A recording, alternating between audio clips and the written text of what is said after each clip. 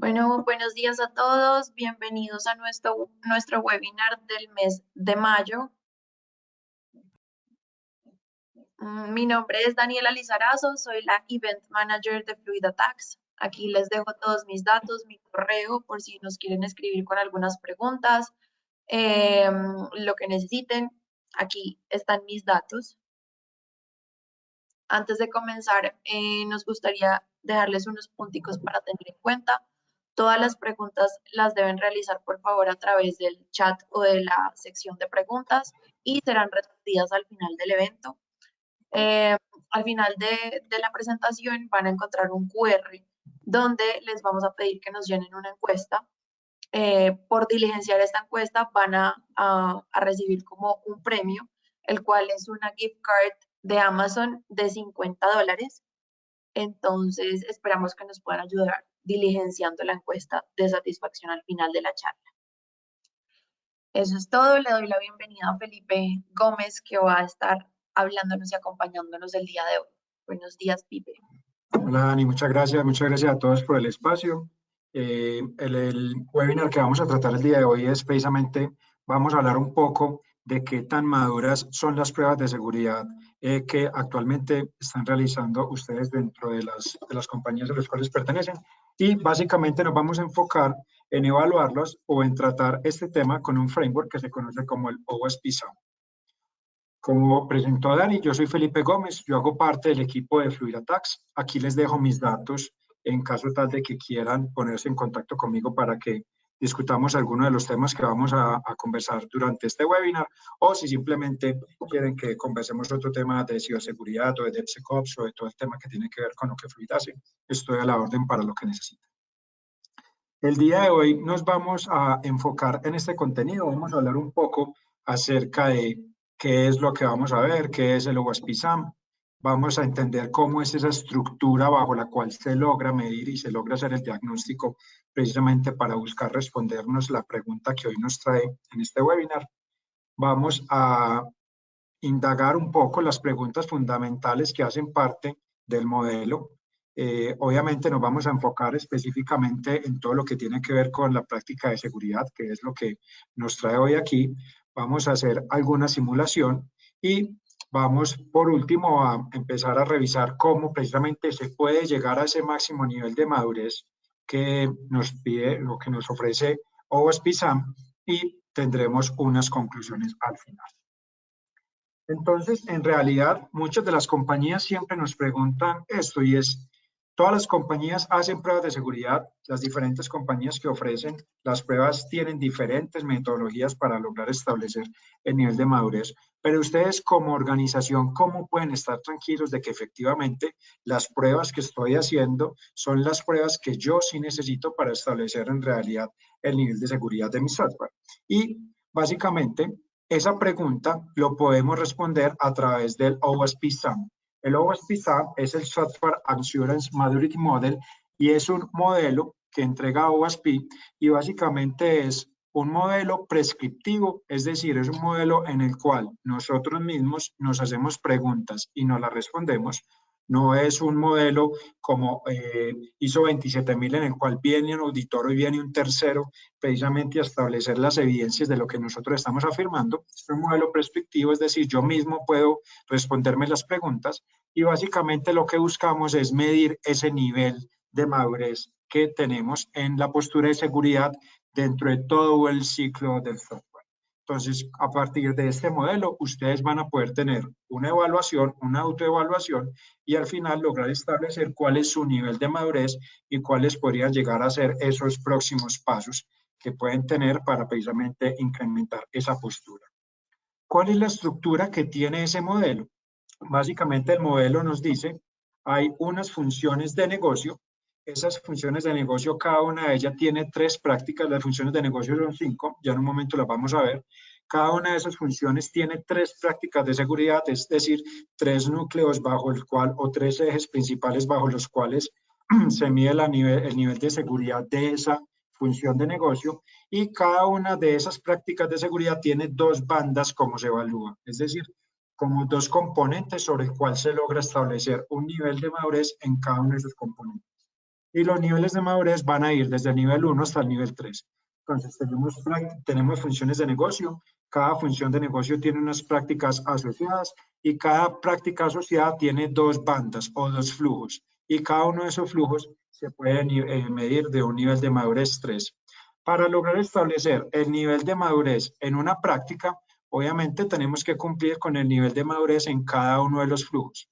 No sirve de nada que estemos muy maduros en el flujo 1 o en el flujo A si en el flujo B no lo estamos. Ya vamos a ver un poco más acerca de qué consta estos tipos de flujos. Y la forma como vamos a definir ese nivel de madurez, como les mencioné anteriormente, es respondiendo unas preguntas. Y esas preguntas nos van a dar un puntaje de 0 a 1. Entonces, normalmente cuando hay una práctica que yo no hago, que no tengo la costumbre de realizar ese flujo o esa función, vamos a tener una calificación de 0. Cuando es una práctica que nosotros hacemos porque alguien nos lo solicita, es decir, normalmente las compañías hacen pruebas de seguridad o hacen evaluaciones de seguridad cuando un tercero los exige, ya sea una regulación del gobierno o ya sea una buena práctica o un framework de seguridad que queremos trabajar o ya sea una certificación que queremos adquirir o simplemente porque un tercero nos exige que tenemos que hacer pruebas porque nos vamos a conectar a su sistema. Entonces, cuando ese tipo de prácticas las hacemos, cuando alguien nos lo exige, vamos a tener un puntaje de 0.2. Cuando es una práctica que nosotros realizamos a conciencia y que lo realizamos por lo menos en la mitad de la tecnología que nosotros tenemos para probar, tendremos una calificación de 0.5. Y cuando nosotros tenemos esa práctica incorporada y es algo que hace efectivamente parte de nuestro ciclo, independiente de la práctica de seguridad que estemos hablando, vamos a tener un puntaje de 1. Entonces, de nuevo, nos vamos a buscar responder preguntas a partir de 4 posibles opciones. No lo hago cuando me lo piden, lo hago al menos en la mitad o lo hago a gran escala y lo hago en todo y vamos a tener calificaciones de 0 a 1.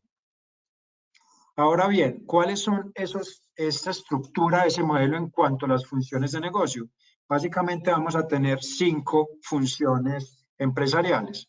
Uno que es la función de gobierno, que es precisamente nosotros desde el gobierno, cómo establecemos cuáles son esas prácticas, cuáles son esos cumplimientos, cuáles son esas regulaciones con las cuales tenemos que hacer compliance cuando estamos desarrollando nuestro código. Entonces, todo lo que tiene que ver con la función de gobierno va a estar enfocado precisamente en la gestión de las actividades del desarrollo del software. Cuando hablamos del diseño, tenemos que tener en cuenta que cuando diseñamos, obviamente hay una definición de objetivos para la creación del software. Pero recordemos que aquí no estamos hablando en definición de objetivos funcionales. Estamos hablando de definición de objetivos de seguridad. Es decir, nosotros desde el diseño deberíamos construir nuestro software para que él se defienda solo. Como que partamos del hecho de que a nosotros sí o sí en algún momento de nuestra trayectoria de la compañía nos van a hackear. Entonces nosotros deberíamos diseñar ese software para que en el momento en el que nos hackeen, cualquier persona pueda leer ese software y no haya ninguna implicación legal ni de negocio para nosotros. Entonces, la función empresarial de diseño nos dice precisamente cómo tenemos que definir esos objetivos. Luego tenemos otra función de negocio que se conoce como la implementación y es cómo yo construyo y cómo despliego ese software a producción seguro, donde vamos a tener, obviamente, todas las políticas y todos los procedimientos adecuados para que en el momento en el que compilemos el software podamos validar que el software se está compilando de forma segura y cuando despleguemos ese software estemos tranquilos de que ese software se está desplegando también de una forma segura. El proceso o la función empresarial de verificación, que es donde FluidAttacks entra como tal a hacer las pruebas de seguridad, es básicamente donde se busca comprobar que efectivamente ese software esté cumpliendo con la definición de esos objetivos que tenemos, que se esté desplegando seguro y donde se hace toda la práctica de testing de seguridad, donde hace efectivamente la validación de que estemos cumpliendo lo que se definió en el momento de la creación del software. Y otro modelo, otra función empresarial, que es la operación, que es básicamente donde nosotros estamos en la capacidad de monitorear y operar y estar tranquilos de que efectivamente estamos cumpliendo con la disponibilidad, la integridad y la privacidad del software. Es decir, en operaciones es donde vamos a hacer la gestión de los incidentes, la gestión de los ambientes, cómo me recupero cuando tuve un incidente de seguridad. Todo eso va a estar enfocado en en ese flujo o en esa función empresarial de operaciones. Entonces, un tema importante también que empezamos a ver acá. Cuando hablamos de DevSecOps o cuando hablamos de seguridad dentro del desarrollo, no necesariamente es testear, eso es una práctica, eso es un flujo en específico dentro de todo el universo de lo que tenemos que tener en cuenta cuando hablamos de seguridad. Entonces, el primer mensaje que quiero que se lleven ustedes el día de hoy es cuando hablamos de DevSecOps, no es testear. Si a ustedes alguien les dice que ustedes cumplen con DevSecOps simplemente porque están testeando su software, está faltando la verdad y hay que hacer ver que nos falta efectivamente cumplir con este resto de funciones empresariales que tenemos acá. Como se los dije anteriormente, cada función empresarial va a tener 3 prácticas y cada práctica vamos a tener 2 flujos bajo los cuales vamos a medir su nivel de madurez. Este es todo como todas las funciones de negocios desplegadas con cada una de sus prácticas. Entonces, si nos damos cuenta, cuando hablamos de gobierno, en el flujo de negocio de gobierno, vamos a tener una práctica de seguridad que precisamente busca establecer cuál es la estrategia y cuáles son las métricas que nosotros vamos a tener para medir. Es decir, cómo creamos y promovemos que efectivamente las prácticas de seguridad se lleven a cabo y cómo medimos y cómo incrementamos nuestra postura precisamente en términos de gobierno sobre la seguridad, sobre el desarrollo.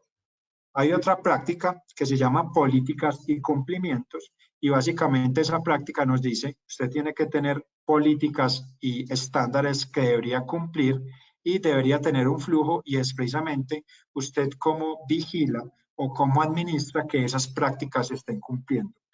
Y tenemos otra práctica dentro de todo el gobierno que se conoce como educación y buenas prácticas y básicamente lo que le dicen ustedes, usted cómo está entrenando a las personas para que precisamente desarrollen seguro y usted cómo promueve la cultura en la organización. Entonces, cuando hablamos de gobierno de seguridad frente a un desarrollo, tenemos que tener en cuenta que tenemos que incorporar estrategias y métricas, políticas y estándares para cumplir y tenemos que educar y lograr que las compañías lleguen al éxito desde el punto de vista de gobierno. Cuando hablamos del diseño, tenemos que hacer un modelamiento de amenazas. ¿Y esto qué quiere decir? Que nosotros tenemos que estar en la capacidad de establecer cuál es el nivel de riesgo que tiene la aplicación que nosotros estamos desarrollando y precisamente hacer todo ese modelamiento de amenazas sobre el cual esa tecnología que estamos desarrollando puede llegar a ser víctima. Luego, también tenemos todo lo que tiene que ver con la práctica en diseño de precisamente establecer cuáles son esos requisitos de seguridad en términos de seguridad, precisamente para que el equipo logre saber cómo construir de forma adecuada el software. Y aquí vamos a ver precisamente cómo vamos a tener requerimientos de software, es decir, un requerimiento de software puede ser tan sencillo como las librerías no deberían estar quemadas directamente en el código, sino que deberían estar declaradas en archivos independientes que yo pueda actualizar y auditar, por ejemplo. Entonces, si en el momento en el que yo estoy haciendo el desarrollo, mi desarrollador quema una librería por completo dentro de un código fuente, estaría violando una práctica de seguridad o un requerimiento de seguridad hacia el software que nosotros estamos dando desde el inicio. Y cuando hablamos de la arquitectura, obviamente yo no solamente tengo que propender porque el software sea seguro, sino que la arquitectura que va a soportar ese software también sea seguro. Y eso hace parte de todo lo que tiene que ver con el ciclo de desarrollo del software. Normalmente las compañías tienden a separar operaciones y desarrollo. Y generalmente cuando se habla de arquitectura, arquitectura se enfoca mucho en infraestructura o en la forma como el software se conecta hacia los demás componentes. En este caso, la invitación es no, la arquitectura debería estar dentro de la construcción del software y debería estar definida dentro del ciclo de vida del desarrollo del software, donde vamos a tener una práctica que nos dice usted cómo está diseñando su arquitectura y usted cómo está administrando la tecnología que va a soportar esa arquitectura. Cuando hablamos de la práctica de implementación, vamos a tener una práctica que se conoce como yo cómo construyo ese build, yo cómo construyo la tecnología de forma segura. Es decir, usted cuando hace ese proceso de integración, cuando corre un CI, usted cómo está en la tranquilidad de que ese CI efectivamente está cumpliendo con los estándares que usted necesita que cumpla para que el software sea seguro. Tiene linters integrados en el integrador continuo, valga la redundancia, para validar algunos chequeos de seguridad que el software esté cumpliendo. Y adicionalmente, usted está auditando las dependencias de terceros. Recordemos que una de las vulnerabilidades que más se repite en el desarrollo del software es que los desarrolladores usan librerías de terceros que están desactualizadas o que pueden llegar a tener vulnerabilidades. Entonces, cuando usted esté haciendo esa construcción, usted también debería estar en la capacidad precisamente de establecer si esas dependencias de software de terceros que está utilizando efectivamente están cumpliendo con los estándares que usted como organización se está proponiendo. Cuando despliegas, lo mismo. Una cosa es construir el código, una cosa es compilar y otra cosa es cuando compila, cómo lo despliego. Y también hay que tener en cuenta usted cómo está haciendo ese proceso de despliegue. Hoy actualmente les pregunto, ustedes como organización, cuando no tienen un proceso de integración continua y de despliegue continuo, ¿cuáles son esos mecanismos bajo los cuales ustedes logran establecer que lo que el equipo de desarrollo desarrolló y generó, cuando el equipo de operaciones lo va a implementar, sea lo mismo, sea seguro, que no haya habido un cambio en el software en la mitad, que la versión que estemos desplegando sea efectivamente la versión que nosotros ya probamos? Eso precisamente es lo que busca responder esta práctica de seguridad. ¿Y cómo administramos los secretos? Algo que les mencioné ahorita es, todos deberíamos partir de que el software en algún momento va a ser hackeado. Es decir, que cualquiera pueda llegar a leer su software. Y en realidad, si usted en el software no tiene secretos quemados, no tiene rutas quemadas, no tiene lógica de negocio quemada, en realidad no hay problema en que cualquiera lea el código fuente. Incluso nosotros como Fluid Attacks, todo lo que desarrollamos está público en Internet y cualquiera lo puede leer, precisamente porque cumplimos con buenas prácticas en desarrollo. Entonces, uno de los flujos que cuando hablamos de despliegue seguro, busca responder es usted cómo está haciendo esa administración de secretos. Y cuando estamos en todo el tema de administración de defectos, precisamente lo que buscamos es, hoy encontramos que hay un problema en esta aplicación desde el punto de vista de seguridad, ¿usted cómo hace todo el seguimiento de ese defecto?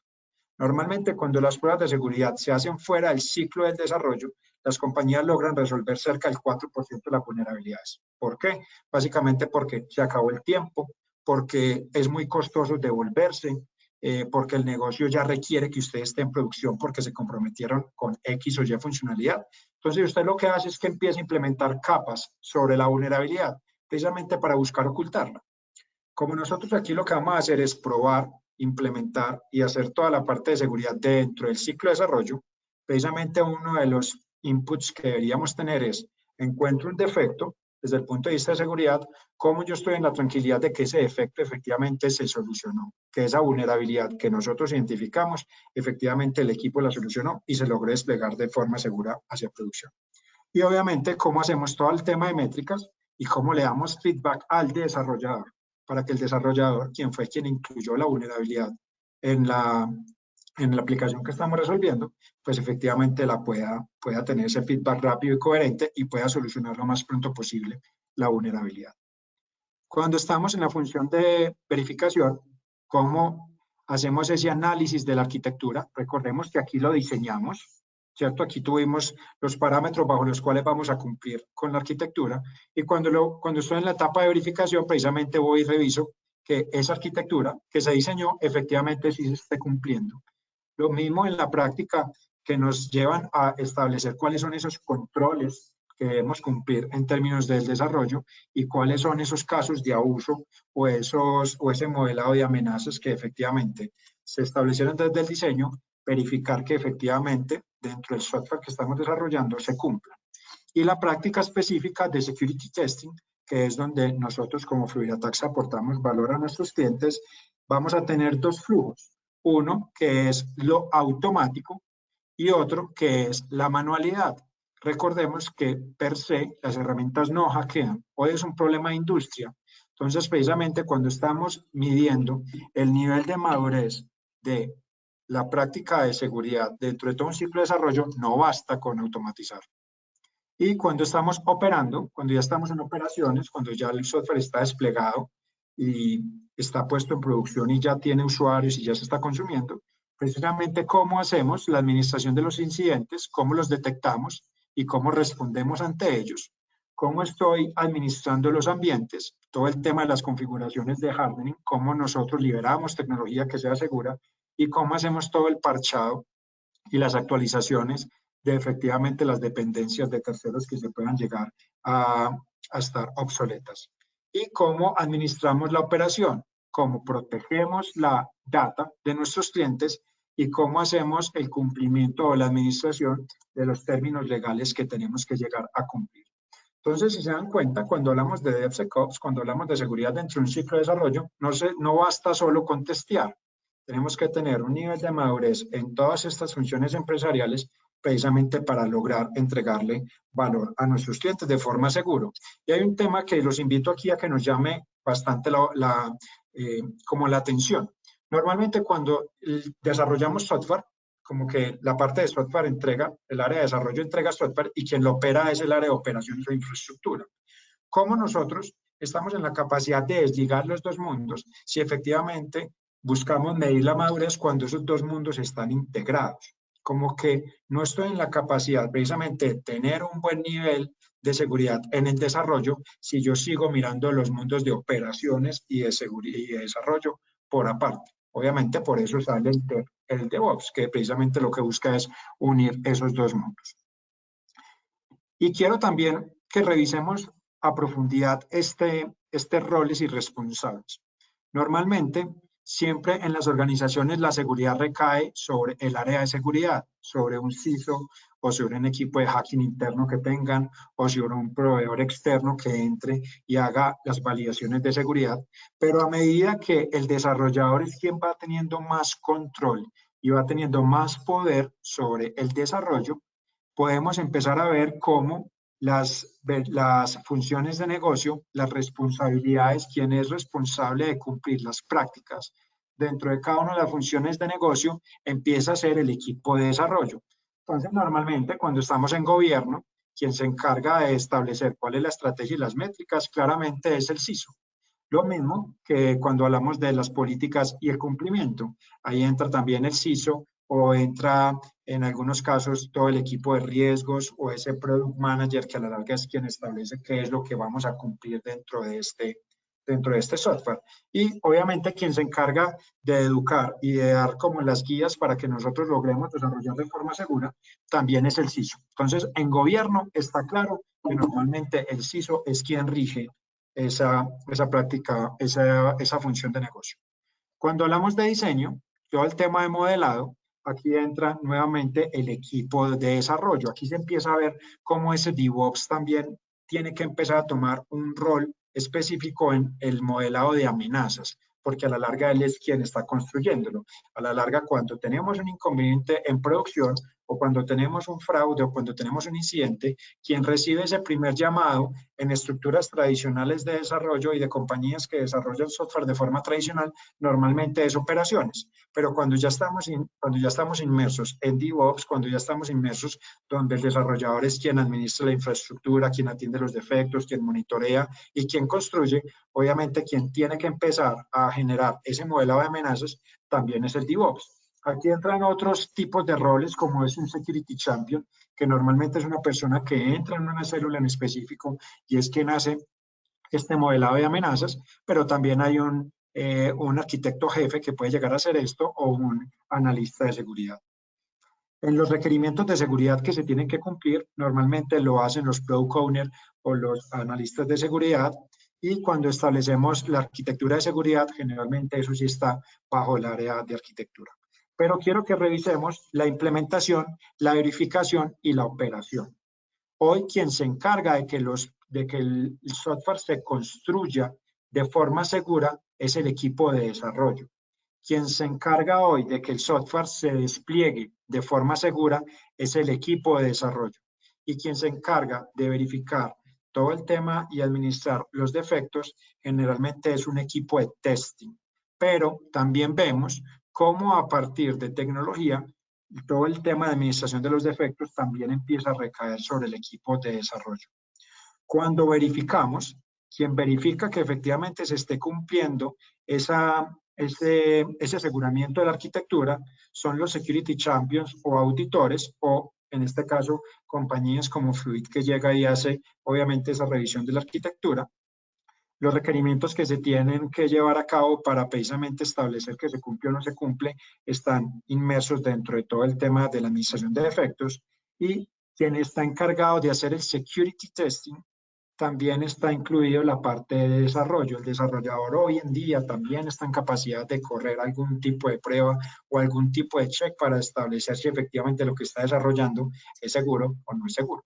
Y cuando operamos, claramente la administración de los defectos va a estar bajo cabeza de un SOC o de un CIEM manager o de tecnología que soporta toda esa administración y detección de incidentes, pero quien administra los ambientes y quien administra la operación es directamente el equipo de desarrollo.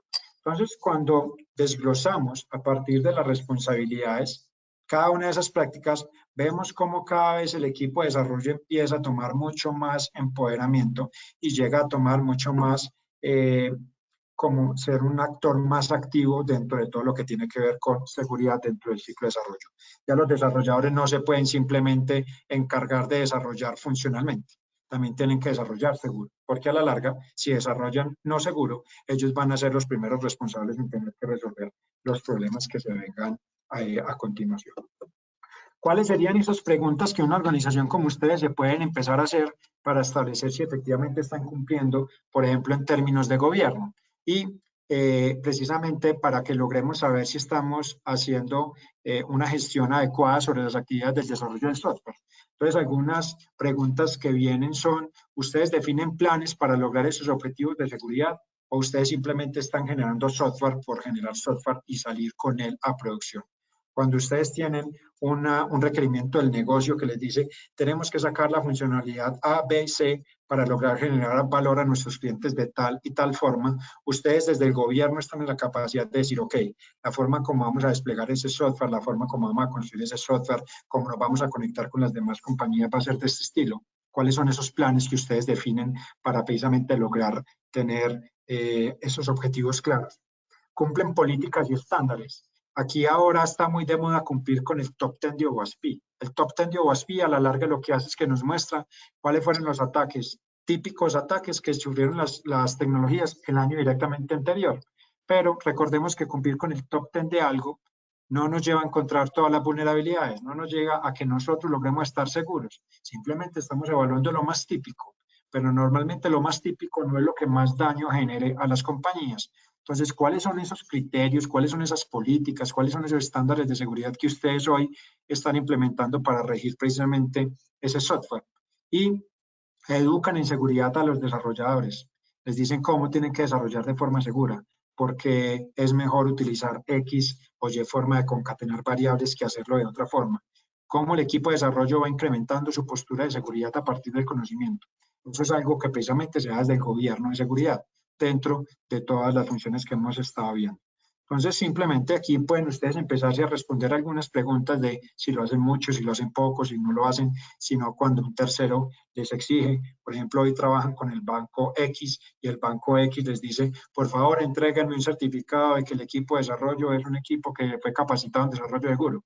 Eso es algo que ustedes están haciendo porque alguien se los pidió. Entonces, simplemente pueden empezar a evaluarse ustedes de cómo están cumpliendo con los diferentes estándares. Cuando hablamos de diseño, ustedes comprenden los riesgos asociados al software que desarrollan. Están hoy en la capacidad de saber que hoy vamos a desplegar una tecnología que va a permitir que nosotros hagamos un aprovisionamiento automático de tarjetas de crédito.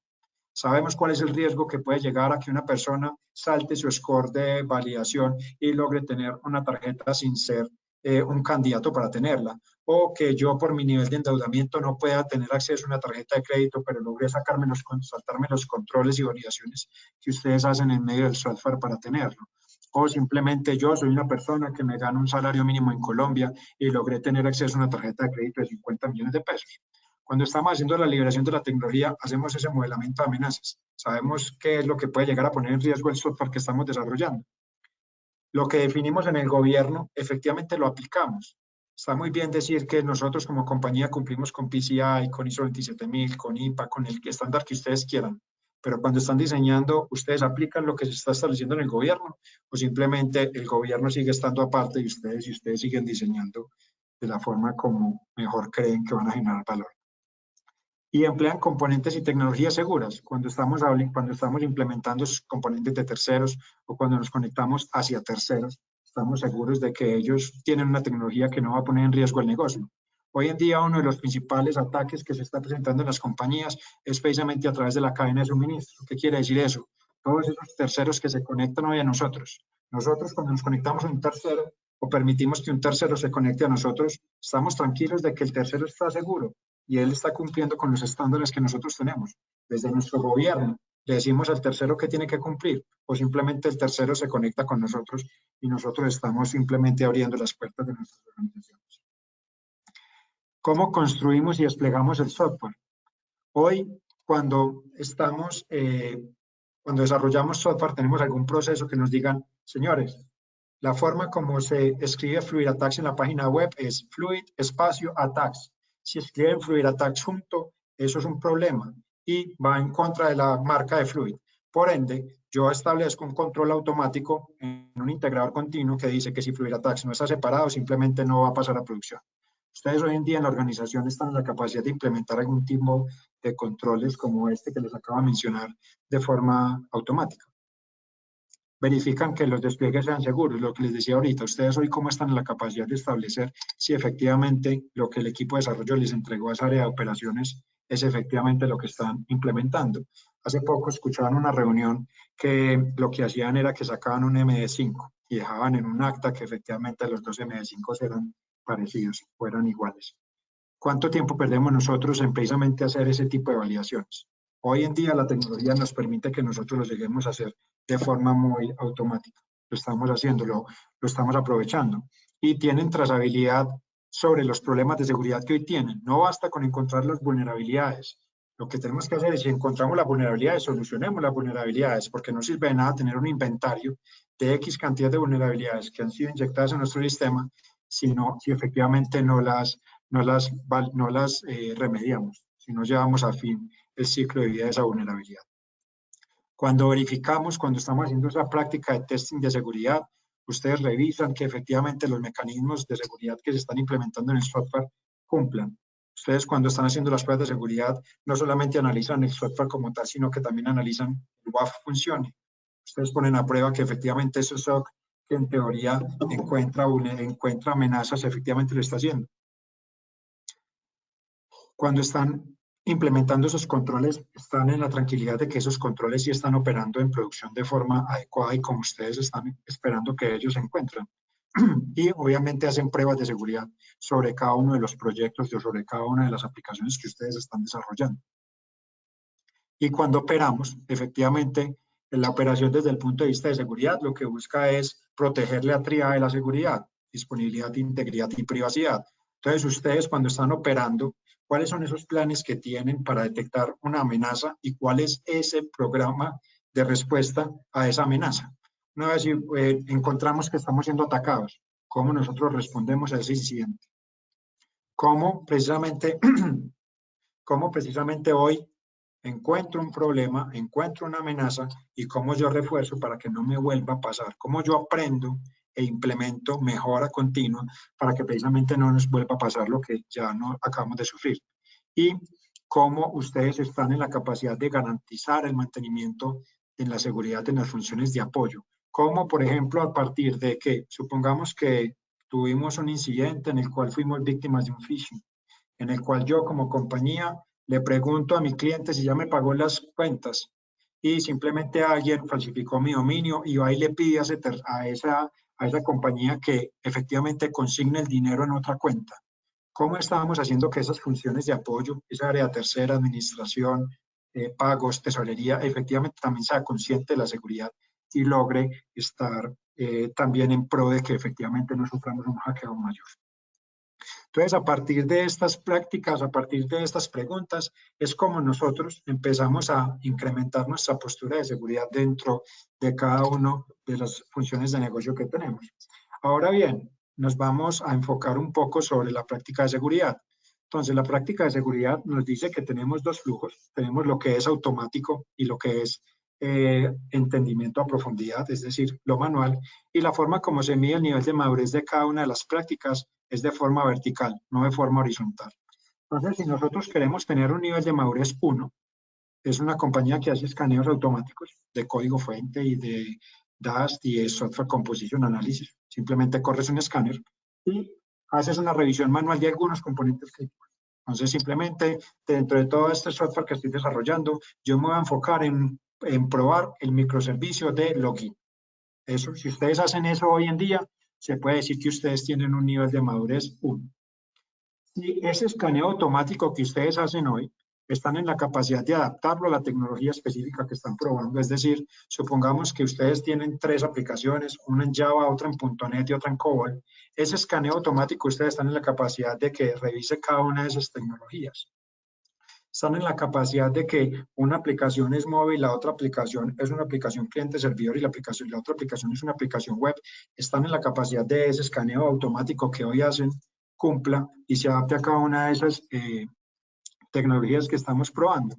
Y adicionalmente hacen ataques de forma periódica, es decir, ustedes definen ya no solo atacar esos componentes críticos, sino que definen hacer un pentesting sobre la infraestructura o sobre la aplicación 2 veces al año. En ese caso, ustedes tendrían un nivel de madurez 2. Y la forma como se logra llegar al nivel de madurez 3 es cuando ustedes esta parte automática están en la capacidad de incorporarla dentro de un integrador continuo. Es decir, que en un proceso de integración continua o en un proceso de despliegue continuo, ustedes están en la capacidad de establecer que efectivamente el software se está asistiendo de forma automática. Y adicionalmente, que es donde existe, donde en este caso está el reto mayor, es lograr incorporar lo manual dentro del ciclo de vida de desarrollo del software. Es decir, que no revisemos manualmente solamente los componentes críticos, que no solamente hagamos pruebas de seguridad 2 veces al año, sino que efectivamente nosotros estemos en la capacidad de establecer que todo lo que el equipo de desarrollo está generando a nivel de código está siendo probado. Si ustedes hoy en día tienen ese proceso de verificación manual incluido dentro del ciclo de desarrollo y adicionalmente tienen toda la parte automática también incluido en un proceso de integración continua, ustedes hoy en día tienen un nivel de madurez 3. Clientes de FluidAttacks hoy en día logran obtener un nivel de madurez 3 porque precisamente nosotros logramos incorporar ambas prácticas directamente sobre todo el proceso de desarrollo. Acá les dejo algunos links que les va a permitir a ustedes que precisamente descarguen esa guía, descarguen todo el modelo del OWASP SAM y puedan empezarse a responder las preguntas. Nosotros aquí vimos algunas preguntas en términos generales, pero el objetivo es que obviamente ustedes puedan hacer esa autoevaluación. Entonces aquí les dejamos este link simplemente lo que les permite es que ustedes descarguen el archivo en Excel donde van a poder hacer su autoevaluación o también existe esta página que básicamente lo que hace es a nivel web, a nivel de una aplicación, hace todo el modelado que ustedes van a lograr responder en Excel. Esta aplicación es paga, por ende, creo que simplemente con que ustedes estén en la capacidad de descargar el Excel y hacer todo ese tema de las preguntas y respuestas de ustedes mismos, pues con eso van a lograr obtener su nivel de madurez. Además que ella también les muestra pues algunas gráficas y les dice dónde está su nivel de madurez actual. Estos son algunos de los ejemplos de las preguntas que ustedes se van a encontrar allá. En la parte automática, usted hace escaneo automático en las aplicaciones, usted customiza esos escáneres automáticos y usted integra esos escáneres automáticos a un ciclo de despliegue continuo, que básicamente es las preguntas que nos acabamos de hacer. Y aquí ustedes van a ir poniendo cada una de sus respuestas. Sí, en todas ellas, no, lo que sea. Y cuando estamos haciendo el tema de entender a profundidad, es decir, lo manual, precisamente, si ustedes hacen análisis manuales sobre componentes críticos, si ustedes hacen penetration testing regularmente sobre las aplicaciones y si ustedes efectivamente están en la capacidad de implementar todas esas pruebas de seguridad dentro del ciclo de vida de desarrollo del software. Pruebas de seguridad manuales. Recordemos que aquí ya hay otro punto que evalúa lo automático. Y si se dan cuenta, obviamente, cuando yo nada más cumplo con las 2 primeras, pues mi nivel de madurez va a ser en la práctica específica de testing de seguridad dentro de la función de negocio de verificación, ustedes van a tener un nivel de madurez 1. ¿Cómo logran ustedes? Yo les acabo de decir, FluidAttacks permite que ustedes lleguen al nivel de madurez 3. ¿Cómo precisamente se logra hacer eso? Básicamente se logra por la combinación de tecnología y capacidades manuales de personas expertas. Entonces, básicamente existen 2 fuentes de vulnerabilidades, los repositorios de código, disculpen, los repositorios de código y los ambientes. Entonces, hay un primer ataque que se tiene que hacer de forma automática. ¿Por qué OWASP-SAMP te dice a vos lo automático no es suficiente? Y en realidad es una respuesta que está en la industria y es las herramientas no hackean. Una herramienta está en capacidad de encontrar solamente el 30% de la severidad total de un sistema. Por ende, cuando las compañías implementan estrategias de análisis automático de vulnerabilidades, simplemente están encontrando una porción de las vulnerabilidades que efectivamente el sistema tiene. Por ende, lo que tienen es una falsa sensación de seguridad de que están desplegando bien y que están desplegando seguro. Y por el contrario, lo único que están teniendo es una muestra de las posibles vulnerabilidades que puede llegar a tener su sistema. Entonces, lo primero que hay que hacer es ese ataque, buscando que no reportemos falsos positivos, porque recordemos que lo estamos haciendo dentro del ciclo de desarrollo.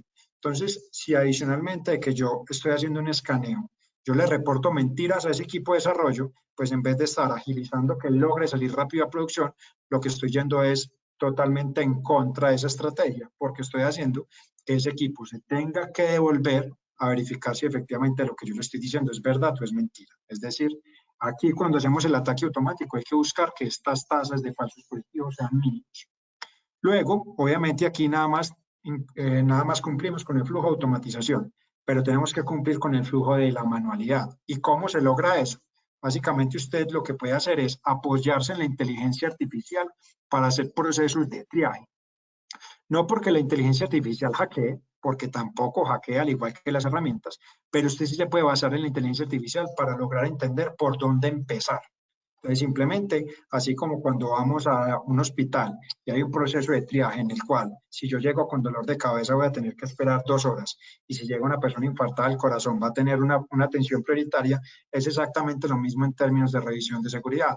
Simplemente se establece cuáles son los archivos que tienen mayor riesgo, que tienen mayor probabilidad de tener vulnerabilidades asociadas, y se establece por dónde se empieza la identificación de vulnerabilidades, precisamente para que luego entre un equipo de ataque manual a hacer la revisión manual del código fuente, a lograr encontrar el resto de las vulnerabilidades que la herramienta no encontró y a atacar todos los ambientes de forma dinámica. Entonces, cuando se tiene la combinación de la automatización efectiva, cuando hablamos de automatización efectiva, lo que buscamos es efectivamente automatizar lo que se puede automatizar, que es esa identificación del 30%, y basados en un proceso de triaje para lograr encontrar las vulnerabilidades de forma manual lo más pronto posible, es cuando usted logra tener un nivel de madurez 3. ¿Qué conlleva tener un nivel de madurez 3? Que ya no tienes que hacer pruebas de seguridad de nuevo antes de salir a producción, porque las pruebas de seguridad ya están totalmente inmersas dentro del ciclo de vida de desarrollo. Para empezar a concluir y para empezar a que se puedan llevar ustedes mensajes claros de lo que hemos conversado alrededor de estos 45 minutos. La automatización es importante porque en realidad nos permite tener velocidad, encontrar vulnerabilidades muy rápido, pero solamente está en capacidad de encontrar vulnerabilidades superficiales.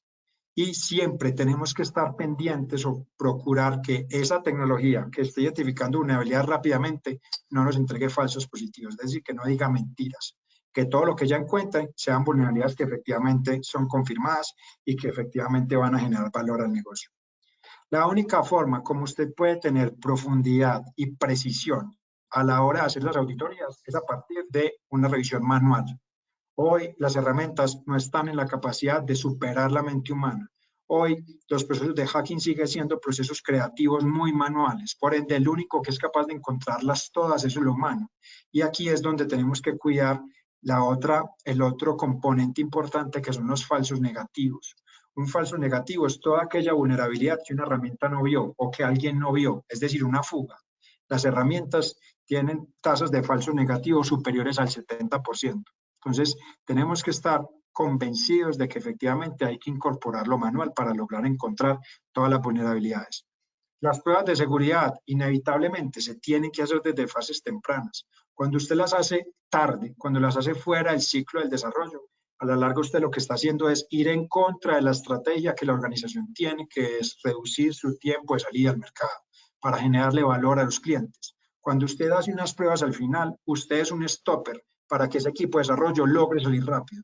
Entonces lo que hay que hacer es mover hacia la izquierda, todas esas pruebas de seguridad precisamente para que el equipo pueda agilizar y pueda acelerar todo lo que pueda para generarle valor rápido al mercado y que nosotros como seguridad vayamos de forma paralela a ese desarrollo encontrando todas las posibles brechas de seguridad que han dejado a lo largo del desarrollo. Y la única forma bajo la cual usted logra cumplir con ese nivel de mayor estrés es lo que hemos venido hablando, aprovechando la tecnología, es decir, utilizando la automatización y el conocimiento experto para poder tener un alto nivel de seguridad frente a todo lo que estamos desarrollando. No sé, Dani, si tenemos alguna pregunta que nos haya hecho el público asistente. Pipe, sí, nos dejaron una pregunta que dice, si es off topic, comprendí que sería un error si quemamos en el código la lógica del negocio de nuestro software. ¿Dónde puedo Así. encontrar más info sobre este tema?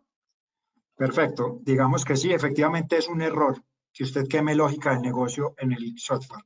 La lógica del negocio debería estar en bases de datos. Allá es donde se debería tomar la decisión si efectivamente se va por un camino A o se va por un camino B. No tengo en este momento como una URL o donde darte específicamente dónde consultar la información, pero si nos dejas tus datos, yo me comprometo contigo a buscar la información y hacértela llegar al correo. Perfecto, Pipe, nada, entonces pedirles el favor que nos ayuden diligenciando la encuesta. Recuerden que por diligenciar la encuesta participan en un sorteo de una gift card de $50 de Amazon, así que únicamente tienen que escanear este QR, darnos su opinión y el sorteo lo estaremos haciendo esta tarde a través del correo electrónico. Les va a llegar un correo al ganador con, con su gift card. Y eso ¿Vale? sería. Muchas gracias a todos por asistir y muchas gracias a ti, Pipe, por acompañarnos hoy. Vale, claro que sí, quedo muy pendiente de cualquier otra información que necesiten. Muchas gracias por acompañarnos hoy, que estén muy bien. Hasta luego.